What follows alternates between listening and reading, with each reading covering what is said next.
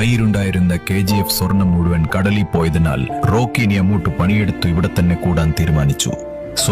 അതിനായി ആദ്യം കടലിൽ പോയി മീൻ പിടിക്കാൻ തീരുമാനിച്ചെങ്കിലും ഒരിക്കൽ മുങ്ങിപ്പോയതിന്റെ ക്ഷീണം മാറാത്തതിനാൽ കരയിൽ തന്നെ മീൻ വിൽപ്പന നടത്താൻ തീരുമാനിച്ചു.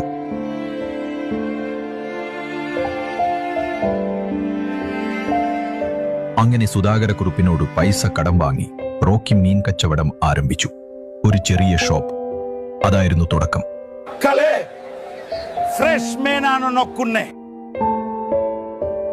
അയല, മത്തി, അയക്കൂറ, ചെമ്മീൻ എല്ലാം റോക്കി വിൽക്കുമായിരുന്നു.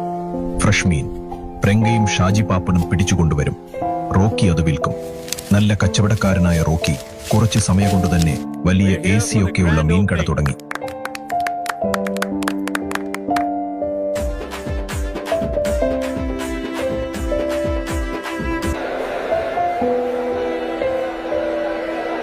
കച്ചവടം പച്ചപിടിച്ചപ്പോൾ ആദ്യ ഭാര്യ മരിച്ചതിന്റെ സങ്കടമൊക്കെ മാറിയ റോക്കി ഒന്നുടെ പെണ്ണ് കിട്ടിയാളോ എന്നാലോചിച്ചിരിക്കുമ്പോഴാണ് അവൾ കടന്നുവരുന്നത്.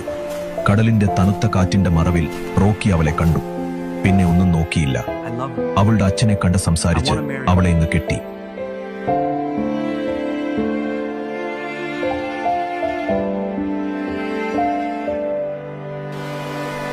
തിരമാലകളോടൊപ്പം സമയം കടന്നുപോയി.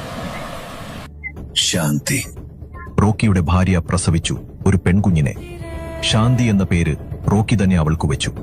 അങ്ങനെ ജീവിതം നല്ല രീതിക്ക് പോയിക്കൊണ്ടിരിക്കുമ്പോഴാണ് ബെല്ലാരി രാജ എന്നറിയപ്പെടുന്ന ഒരുത്തൻ റോക്കിയുടെ കടയ്ക്ക് തീവയ്ക്കുന്നത്. ഇതറിഞ്ഞ റോക്കിയും രംഗയും ഷാജിയും ബെല്ലാരി രാജയുടെ അടുക്കലേക്ക് ചെന്നു.